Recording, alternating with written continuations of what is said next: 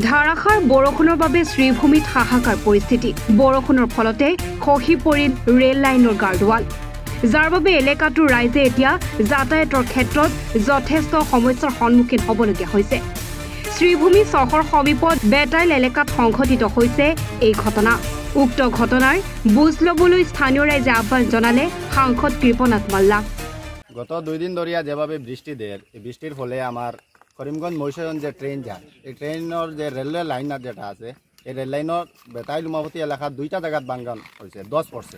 রেলরা 10 পড়ছে এমনভাবে যে রেলের যে ইলেকট্রিক খুঁটিগুলো নতুন লাগাইছে, এগুলার নিচগুলো তোমার ফাউন্ডেশন যেগুলো আছে এগুলোও ভাঙ্গিয়া পড়ে গেছে, যার কারণে খুব সম্ভব মানে আগে থেকে আমরা এটা জানিয়ে রাখা দরকার যে যদি ট্রেন লাইন আগামীকালকে আছে, আজকে ট্রেন নাই, রবিবার বন্ধ, আর যদি আগামীকালকে ট্রেন সকালে আয় আর এগুলো কর্তৃপক্ষ এগুলো জানে না, তাহলে অ্যাক্সিডেন্ট হওয়ার সম্ভাবনা আছে। তার কারণে আমরা এরিয়া ম্যানেজারের, ডিসি মহোদয়ের, সার্কুল অফিসারের সবরে জানাইছি। জানানির পরে এখন রেল কর্তৃপক্ষ থেকে বাসর যে বেড়া দেওয়া হয়, কিন্তু আমরা মনে হয় না যে এটা যে প্রবলেম সলভ হইব।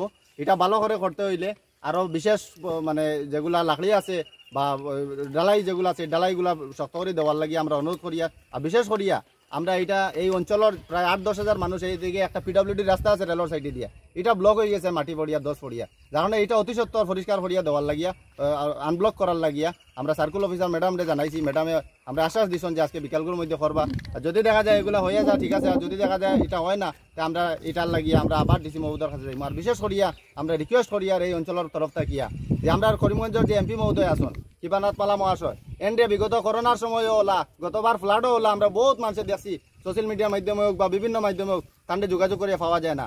আমার তানোর কাছে ডাইরেক্ট একটা রিকোয়েস্ট পাবো, এমপি মহোদয় আপনি লঙ্গাইঘাট জিপি, খানিজাইল জিপি, তার থেকে বুট পাইছেন, আপনার এই এলাকার মানুষ আপনার বুট দিছে, আপনি একটা বার রেলওয়ে করিমগঞ্জ রেল স্টেশন আইয়া এখানে যে ট্রলি আয়, ট্রলি কমসম আপনি 8 বার দরকার নাই, ট্রলি আছে, টিউটি আছে, সব কিছু আছে, আপনি বিস্তাও নাই, আমরা আপনার যতক্ষণ প্রোটেকশন দেওয়া লাগে আমরা দিন একটা বার আইয়া আমরা এই এলাকার মানুষের দুর্দশাটা দেখুন। আর রেলের যে দুর্গতি যেটা ঢুকছে ঘটছে, এটার ব্যাপারে আপনি একটু চিন্তা করেন। একটু ব্যুরো রিপোর্ট, এনি ভারত 24।